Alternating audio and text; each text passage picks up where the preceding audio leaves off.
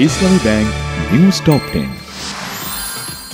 ঢাকা দক্ষিণ city corporation নির্বাচনে বিএনপির মেয়র প্রার্থী ইঞ্জিনিয়ার ইশরাক হোসেনকে জয়ী ঘোষণা করেছে আদালত।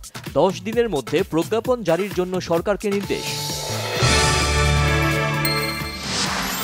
আদালতের রায়ে সন্তোষ প্রকাশ করেছে ঢাকা দক্ষিণ সিটি নির্বাচিত ঘোষিত মেয়র ইঞ্জিনিয়ার ইশরাক হোসেন। বলেছেন, দায়িত্ব গ্রহণের বিষয়ে সিদ্ধান্ত নেবে দল। সংস্কার বাস্তবায়ন হলে বাংলাদেশের মৌলিক পরিবর্তন হবে বলেছেন প্রধান উপদেষ্টা।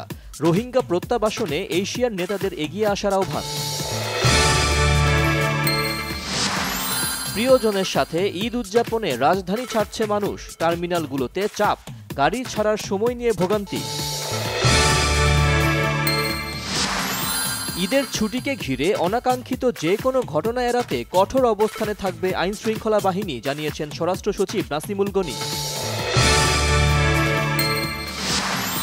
উন্মুক্ত দরপত্রের মাধ্যমে 50,000 মেট্রিক টন বাসমতি চাল ও 70,000 মেট্রিক টন সার কেনার সিদ্ধান্ত ক্রয় সংক্রান্ত উপদেষ্টা কমিটির বৈঠকে।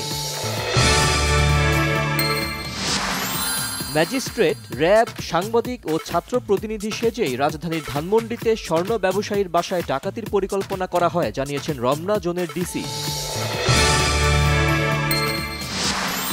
জুলাই থেকে অনলাইনে আয়কর রিটার্ন দাখিল সবার জন্য বাধ্যতামূলক করা হবে, জানিয়েছেন জাতীয় রাজস্ব বোর্ডের চেয়ারম্যান। মক্কা, মদিনা, জেরুজালেম সহ বিশ্বের বিভিন্ন শহরে নফল ইবাদতের মাধ্যমে পবিত্র লাইলাতুল কদর পালন করেছেন ধর্মপ্রাণ মুসলিমরা।